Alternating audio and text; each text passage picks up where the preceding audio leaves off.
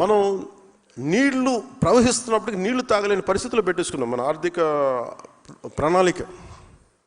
అందుకని ఇప్పుడు ఏం చేస్తున్నాం, మళ్ళీ అక్కడి నుంచి ఒక రిజర్వాయర్ నుంచి నీళ్లు తెచ్చుకొని మళ్ళీ అందరికీ 3,000 కోట్లు 3,000 పైచీలు కోట్లు ఖర్చు పెట్టి నీళ్ళు అందిస్తున్నాం.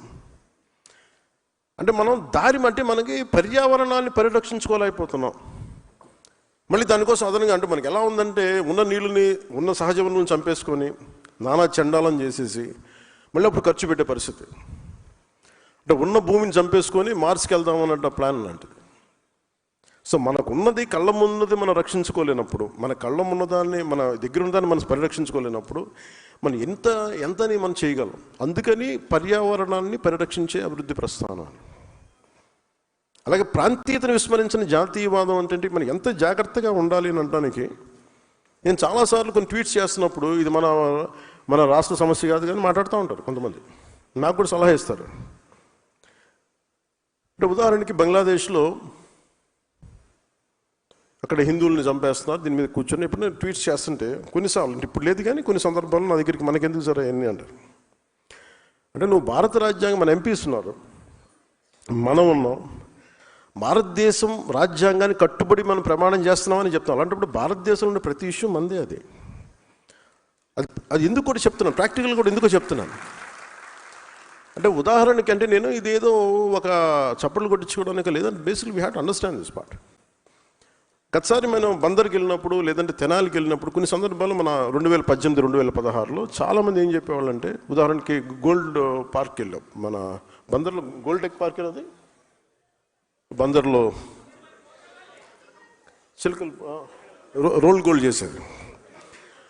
అలాంటి చోట్ల వాళ్ళు ఏమంటారంటే ఉదాహరణకి మనకి తెనాల నుంచి వీళ్ళందరూ వచ్చే కూడా చాలామంది స్వర్ణకారులు వెస్ట్ బెంగాల్ నుంచి చాలా చీప్ లేబర్ వచ్చేస్తున్నారు సార్, మాకు ఉద్యోగాలు పోతున్నాయి, మాకు ఇదివరకు లభించినందుకు ఉపాధి రావట్లేదు.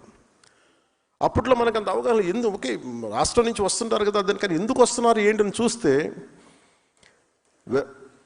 మనకి బంగ్లాదేశ్లో ఉండే వ్యక్తులందరినీ రోహింగ్యాలో గొడవలప్పుడు అందరిని తరివేస్తే బర్మాలో కావచ్చు అంటే మన నేబరింగ్ కంట్రీస్లో ఇంపాక్ట్ అక్కడ ఒక గొడవ జరిగి అక్కడి నుంచి వచ్చే మైగ్రేషన్ ల్యాండ్ లాక్డ్ కాబట్టి వాళ్ళు రకరకాల ప్రాంతాల్లో స్థిరపడిపోయి అది ఈవెన్ మన బందరు తెనాలికి కూడా వచ్చేసినాయి అవన్నీ.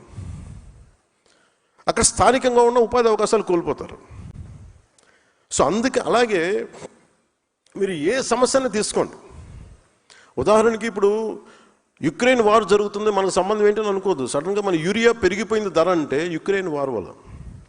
అంటే ఇది ఎందుకు చెప్తానంటే సామాన్య ప్రజానీకానికి ఇది అవసరం లేదు, కానీ యాజ్ అ పొలిటికల్ లీడర్స్ మీకు అవగాహన ఉన్నదానికి మీకు ఇది అవగాహన లేకపోతే అంతర్జాతీయ సమస్యల మీద స్థానిక సమస్యల మీద మీరు బలంగా మాట్లాడాలి. ఎందుకు నేను ఇది మాట్లాడుతున్నాను, మేము ఇందుకోసం మాట్లాడుతున్నాను అని బలంగా చెప్పడానికి మీకు ఆ అవగాహన ఉంటుంది. అందుకు నేను చెప్తాను. అలాగే కల్చర్ మ్యాటర్స్, మన సిద్ధాంతాలు కూడా కల్చర్ గురించి ప్రత్యేకించి ఉంటుంది. భాషా యాసల్ని గౌరవించకపోతే, సంస్కృతిని గౌరవించకపోతే చాలా గొడవలు వచ్చేస్తాయి. ఒక్కొక్క 60-70 కిలోమీటర్లు మన ఉత్తరాంధ్రలో ఒక యాస ఉంటుంది, దాన్ని వెటకారం చేయడానికి కుదరదు. అది ఆ భాషతో యాస తాలూకు అందం అది. సో మిగతా జిల్లా వాళ్ళు అట్లాగే చూసుకుంటే చిన్నప్పుడు నేను వినేవాడిని అవన్నీ. సో అందుకని ఈ భాషా సంస్కృతుల్ని కాపాడకపోతే గౌరవించకపోతే చాలా సమస్యలు ఉత్పన్నమవుతాయి. సో ఇట్లాగే అన్నీ పెట్టుకునే ఇవన్నీ కలిస్తేనే భారతదేశం అనే దానికి బలంగా ఉండడానికి ఏమి చెయ్యాలి అన్న దాంతో పెట్టిన ఇవన్నీ ఈ సిద్ధాంతాలు. ఇవన్నీ నేను నిలబడ్డాను కాబట్టి ఈ రోజున మీకు ప్రధానమంత్రి గారు కూడా మీకు అంత గౌరవిస్తున్నారంటే ఒక ప్రాంతీయ పార్టీ, ఒక 2 ఎంపీలు, ఒక 2-3 ఎమ్మెల్సీలు, ఒక 21 మంది ఎమ్మెల్యేలు ఉన్నది ఇంత బలంగా ఎలా ఉంది అని చాలామంది అడుగుతూ ఉంటున్నాను. జాతీయ స్థాయి నాయకులు ఏ పొలిటికల్ పార్టీకి కూడా జాతీయత ఆలోచన విధానం చాలా తక్కువ ఉంటుంది, భయపడతారు మనకి ఎందుకు లేని ఇవన్నీ. ఇది మనందరి రెస్పాన్సిబిలిటీ, మనందరి బాధ్యత. అందుకని మీరు దీన్ని చాలా చాలా బలంగా తీసుకోండి. దీన్ని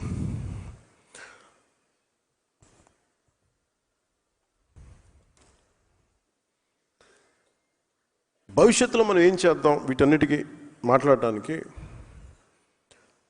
ఇంకొక 3.5 years టైం ఉంది. ఇంకా మనం చేయడానికి చాలా ఉంది.